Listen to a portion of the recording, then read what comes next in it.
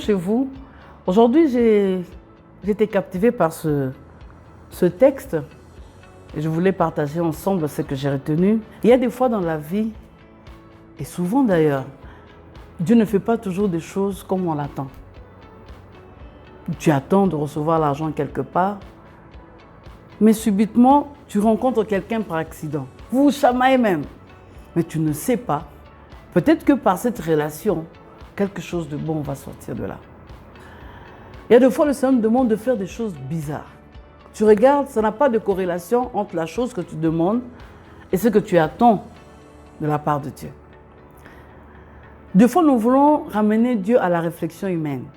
Il dit dans sa parole, vos pensées ne sont pas mes pensées, vos voix ne sont pas mes voix.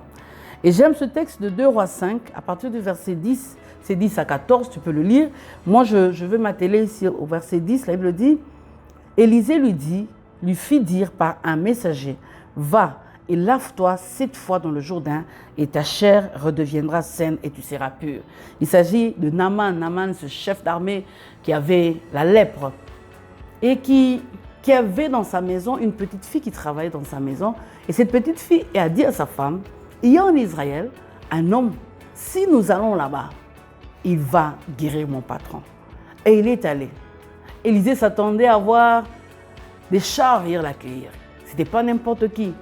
Il s'attendait à voir les autorités venir l'accueillir. Mais pour guérir de la lèpre, Élisée lui dit quoi? Il dit, va, lave-toi 7 fois dans le Jourdain et ta chair deviendra saine et tu seras pur. 2 fois, bien-aimé, le Seigneur te dit de faire des choses que tu ne saisis pas. Sache que derrière cette folie de la foi, se cache ton miracle. Derrière cette folie de la foi, se cache ta visitation. Tu ne sais pas pourquoi. Quelle corrélation il y a entre le Jourdain et la lèpre? Quelle corrélation il y a? Mais Dieu a dit à Élisée de dire cela à Naaman. Et la preuve, c'est que Naaman s'est fâché. Et c'est pas possible. Moi, je m'attendais, si vous lisez au verset 12, comment est-ce qu'il n'y a pas des eaux là-bas, à Damas, pour que moi je vienne ici pour me jeter, moi.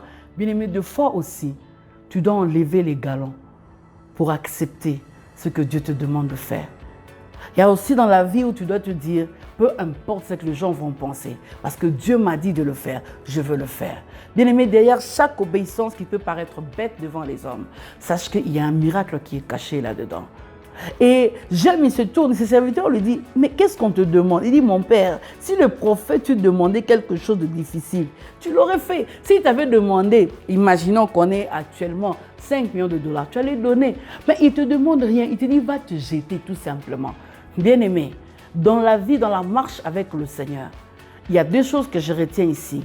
Sache que Dieu peut te faire passer par des voies que tu ne saisis pas. Tu ne comprends pas. Tu dis pourquoi. Il sait le pourquoi. Agis, fais selon ce qu'il te demande de faire. Et deuxièmement, ne te fie pas à ce que tu es, à ce que les gens pensent que tu es. Sache que Dieu veut que tu te voies comme lui le voit, comme lui te voit plutôt. Et sache aussi que 2 fois, tu dois t'oublier parce que tu as besoin d'un miracle, tu as besoin de quelque chose de la part de Dieu. Et ici, c'était une maladie. Peu importe le domaine, bien-aimé, il y a 2 fois où Dieu nous amène dans un terrain où nous ne comprenons rien du tout. Pour ton cas, je ne sais c'est quel cas.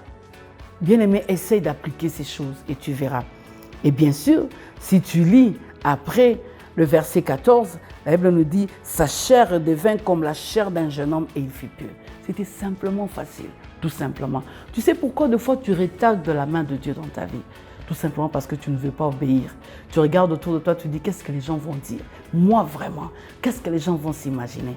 Bien-aimé, oublie toutes ces choses parce que Dieu m'a dit ta restauration, ta visitation est cachée derrière cette obéissance. Comme Élisée a dit à Naaman, moi aussi je te dis, va, lave-toi 7 fois dans le Jourdain et tu verras, tu vivras ta visitation.